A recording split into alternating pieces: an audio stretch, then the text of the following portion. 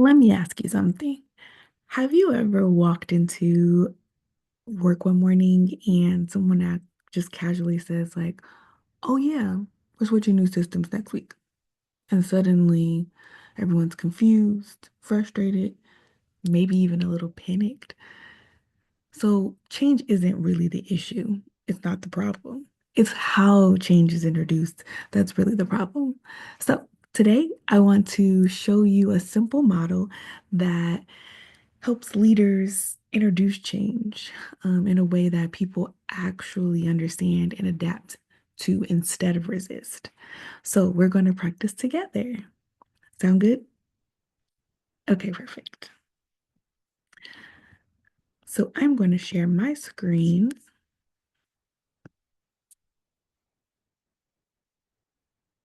All right, can you see my screen? Okay, great. All right, so with the Lewin's change model, there's three different stages. So the first stage is going to be the unfreeze stage. This is where you prepare people for change. Most organizations skip this step, and that's where resistance begins.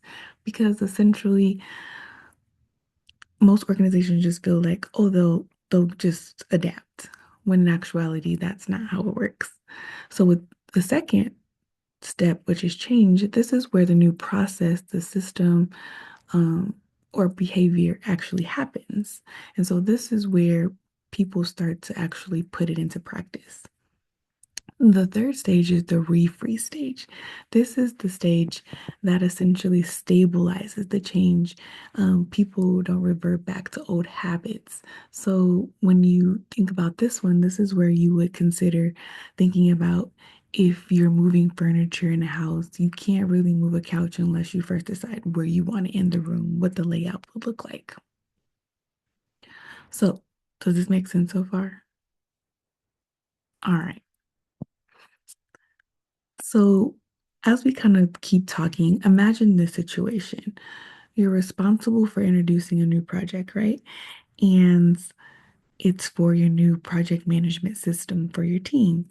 The old system works, but it's slow, it's outdated. So you skip the unfreeze stage and you just say like, "Hey, starting Monday, we're using a new system." Because you're considering them like you're like, "Hey, this is going to be better for you." What do you think the team's reaction might be?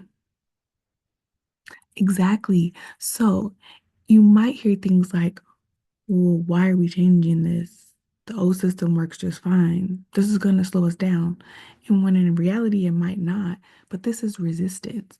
And so if you are reframing how you're using the unfreeze stage, then you won't get necessarily that reaction. So instead of announcing the change immediately, you start with the why. So you would go to your team and you would say something like, "Hey, our current system is adding about 3 hours of extra manual work each week. The new platform will automate, it's going to kind of take that off of your plate and it'll give more time to the team so that you can focus on more strategic work." Now, let me ask you, if you're explaining the need for change to your team in that way by highlighting that first, what do you think your team is going to say? Yeah, great point. That's exactly the kind of framing that helps people understand the purpose behind change. So let me show you what happens next. So I'm going to re-share my screen. Let me know when you can see it. You can see it? Awesome.